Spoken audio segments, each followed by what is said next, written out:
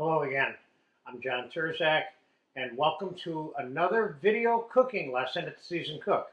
Today I will answer the question of how to make a white wine rosemary velouté sauce.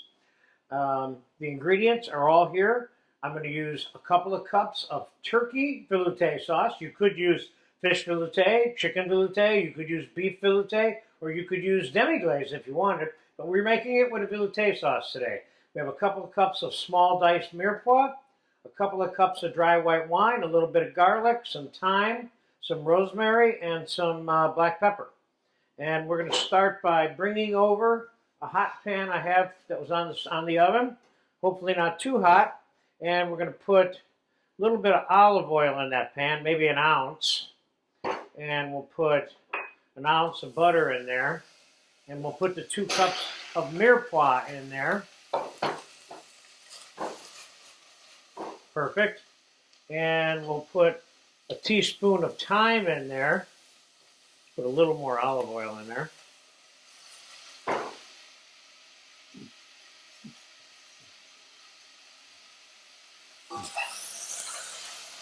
Perfect. Now, let's put a teaspoon of black pepper in there. Let's put a couple of tablespoons of fresh chopped garlic in there. And let's put the rosemary in there. And we could even put the rosemary stems in there if we wanted to, because this is all going to be strained.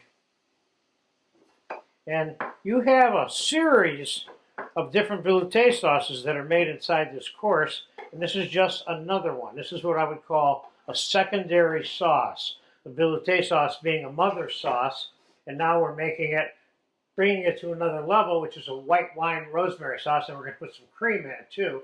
So it'll be a white wine rosemary cream velouté when we're done, okay? So this is cooked enough for now because we're not making a brown sauce here because we're using a white stock velouté sauce. I'm going to put a couple cups of white wine on there. And I'm going to put this on the stove, and I'm going to reduce this by 75%. And when it is 75% reduced, then we will take it off, add the velouté sauce, bring it back up to a boil, let it cook for a few minutes, adjust the texture, strain it, season it, and put it on a plate.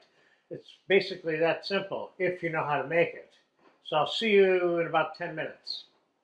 All right, the white wine is reduced 75%. Let's get the turkey velouté sauce into it. I said I had 2 cups here, but I really have 3 cups. So we're going to put 3 cups of turkey velouté in there. I'm going to put this back on the stove. Let's bring this up to a simmer.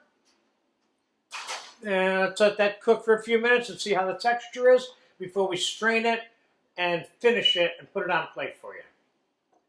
Okay, sauce has been simmering slowly for about a half an hour. I think it's ready.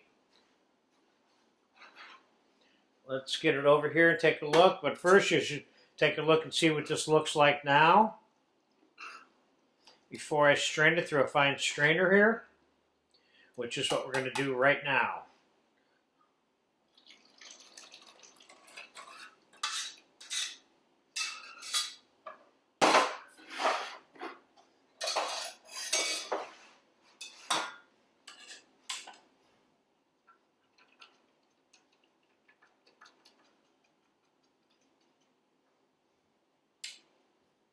That mirepoix, garlic, rosemary and white wine is certainly added the necessary flavors to bring this sauce to another level away from being a plain turkey velouté.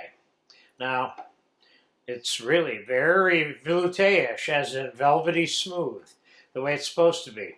Now, what I'm going to do, let's taste this real quick first, just for fun. Now, that turkey velouté that I put in there was partially seasoned. I used it. I had it in the freezer. I pulled it out to make this sauce for you. But the reason I'm even mentioning is that it's not going to need as much seasoning as a plain unseasoned velouté would have needed. So this is optional now. You don't have to put this butter in here, but I'm going to put, I have almost a quart of sauce, so I'm going to put about an ounce of butter into this, and we're going to whisk that in there. Now I want this to be a little bit creamy. I'm going to serve this sauce with a roast stuffed pork and a roast stuffed pork en croûte. I have two different videos I'm using this sauce in. So let's put, about 2.5, 3 ounces of heavy cream in there.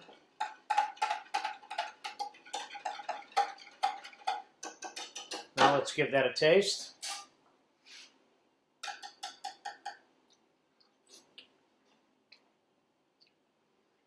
The sauce is good. It needs a pinch of salt.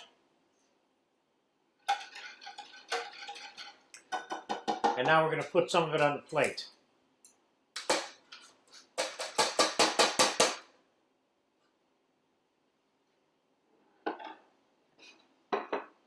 So you can get a good look at the final texture of this sauce.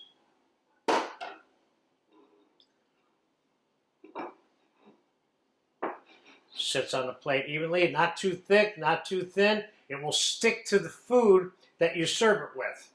So there you have it. I hope I'd answered the question of how to make a white wine rosemary velouté sauce with a little cream out of turkey velouté. And again, I will remind you, any velouté sauce you can use this formula for to make this type of flavor.